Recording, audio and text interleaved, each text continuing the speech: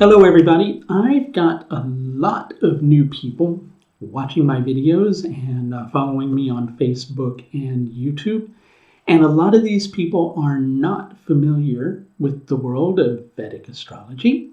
So I thought I would do a quick video series on what the main differences between Vedic astrology and what most people have come to call Western astrology actually are. So for some of you, this is going to be stuff that you already know, those of you who are already familiar with Vedic astrology, but I do hope you'll watch anyway. And for those of you who are new to the world of Vedic astrology, welcome. And I wanted to share with you over the course of several videos, which this one is going to be the first one, what some of the main differences are between traditional Western astrology and traditional Vedic astrology. Okay, so traditional Western astrology, most of you are familiar with that through reading your sun sign horoscopes, etc. Traditional Vedic astrology is a bit different. And one of the first differences is the concept of what's called the Sidereal Zodiac and the Tropical Zodiac. And that's something I'm going to cover in this first video. But the first thing that we have to get to the root of is what exactly is the zodiac. And so what I'm going to do is I'm going to take you into a diagram and explain a couple of things to you. And so here we are with that diagram. I'm hoping you can see this yellow line here. As the Earth rotates around the sun, it appears to us, from our perspective here on Earth, as if the sun is moving north and south and north and south over the course of the year as we go from solstice to solstice. That path of the sun, as it appears to move north and south over the course of the year, is called the ecliptic. And if you take that ecliptic and you cut it into 12 equal portions, that's actually what the zodiac is.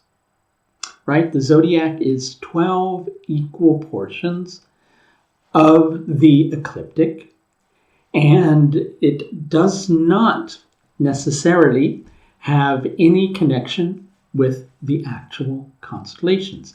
It's just 12 equal portions of the ecliptic. That's what the zodiac is. I know I said that a few times, but it's important to really integrate that concept.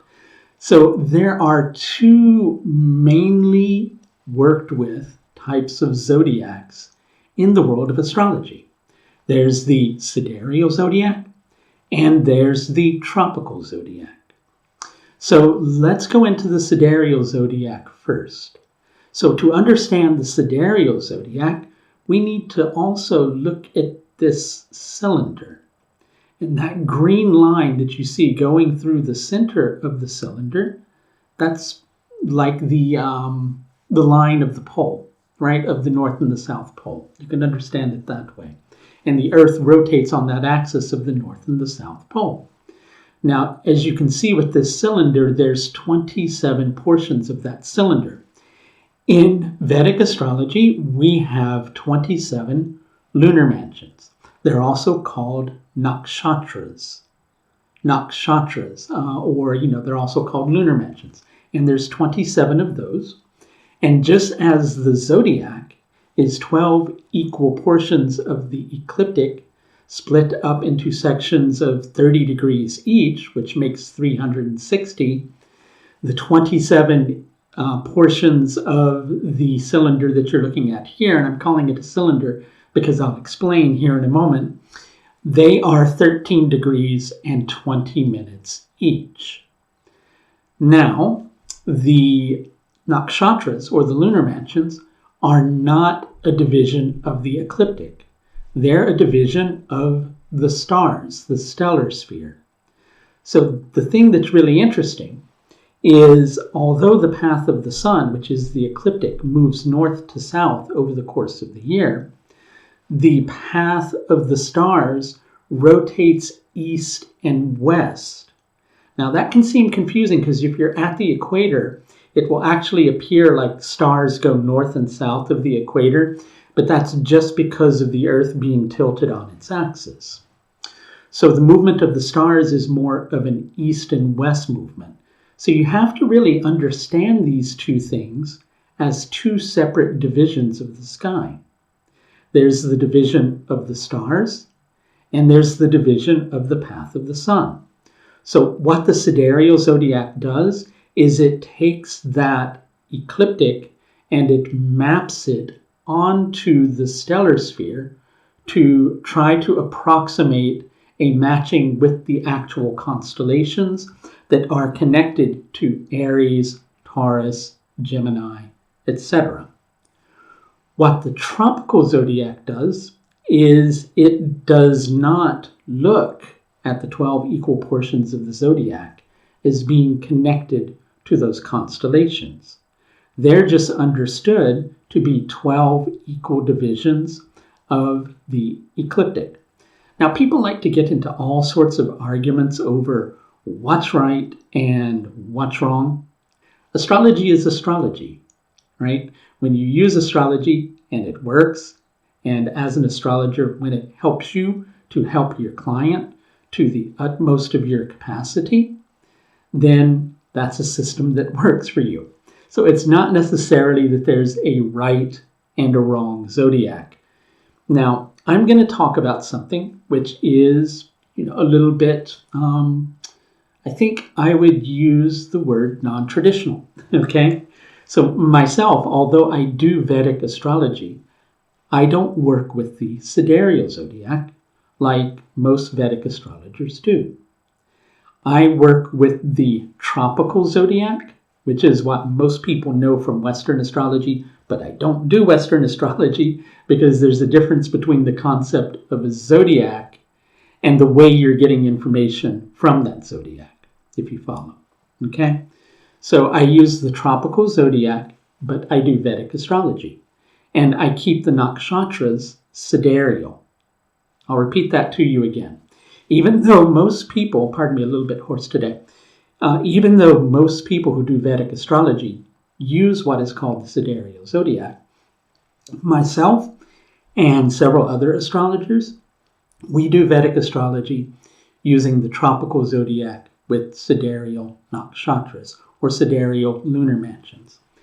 And we do so because from our own personal research, we have found it with the techniques that we utilize, which are traditional Vedic astrology techniques, to be more accurate in practice.